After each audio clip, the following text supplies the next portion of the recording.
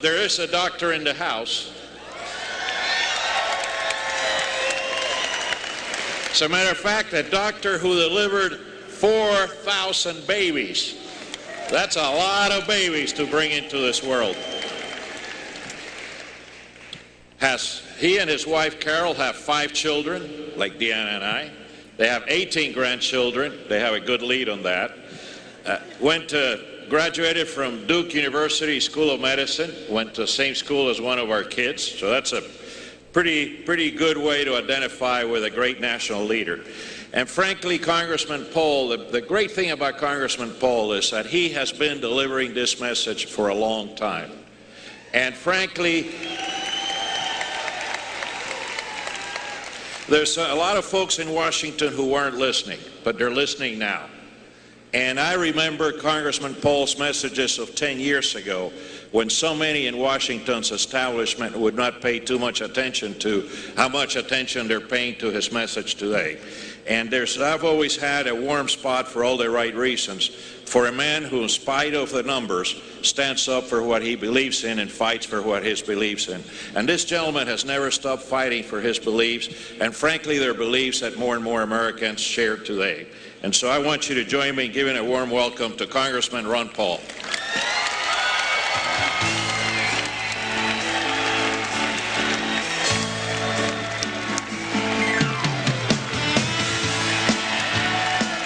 Thank you very much. It's great to be here.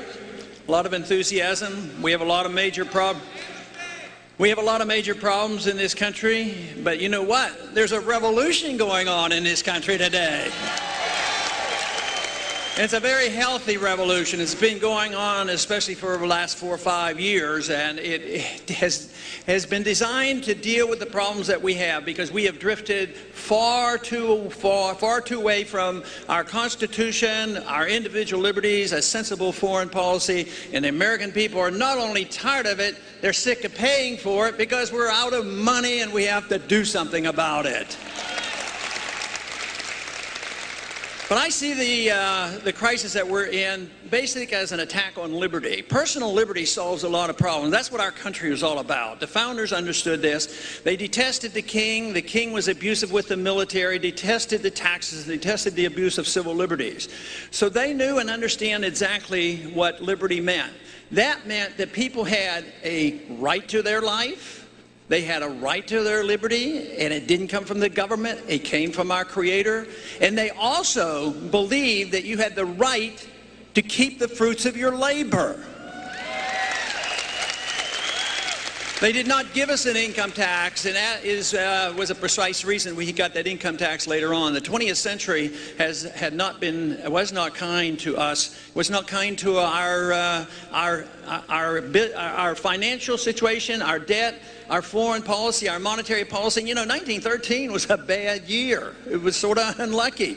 It was 1913 we got, you know, the income tax, which was just encouraging the spending.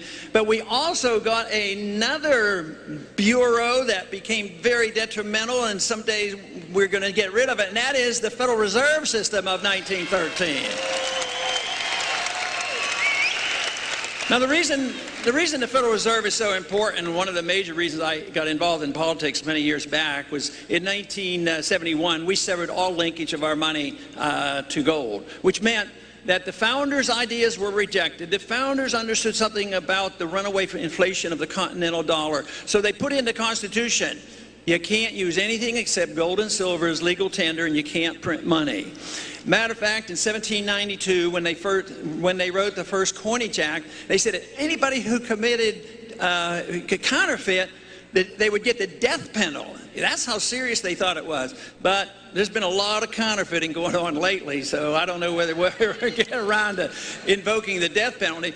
But the one thing is, we have a terrible situation now. If you as an individual American believe that the old silver coins and gold coins and the Constitution is right, and you use that money, you can be arrested. You can be arrested and your money confiscated, and they can say you're a terrorist and that you're counterfeiting by using authentic money. But what do we do with the real counterfeiters? We leave them alone. Why is that so important? Well, if you're against big government, you have to understand the monetary issue. Because big government grows for a couple reasons. There's a group up in Washington that loves to spend endless money on militarism, that we have to be in every country in the world. We are now in 135 countries. We have 900 bases overseas. It's not defending our country. It's weakening our country. We have less security for it. We need to bring a bunch of those troops home.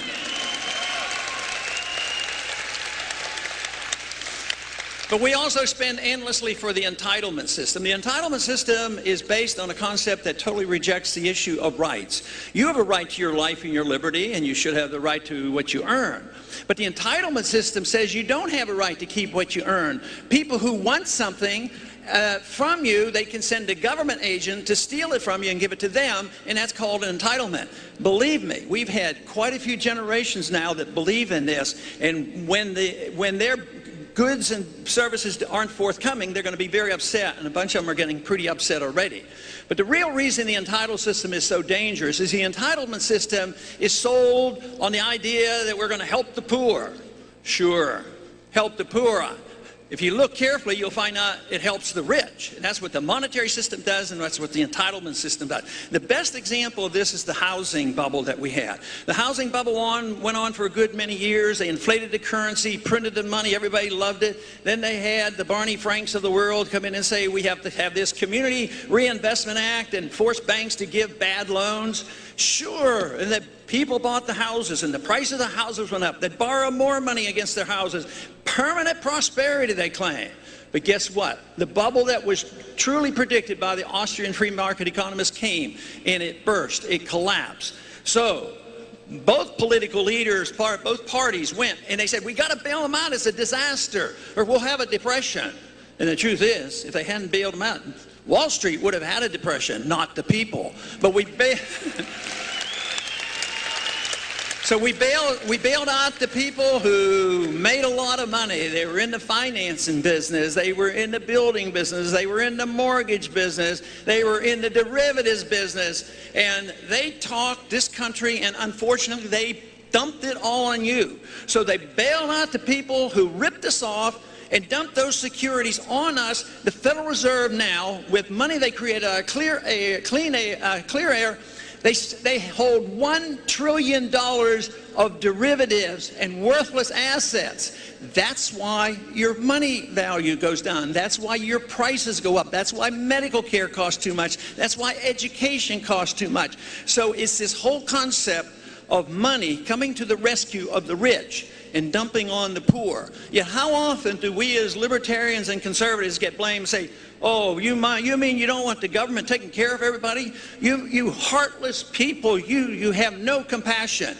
But the true compassion comes from liberty. Free markets, sound money,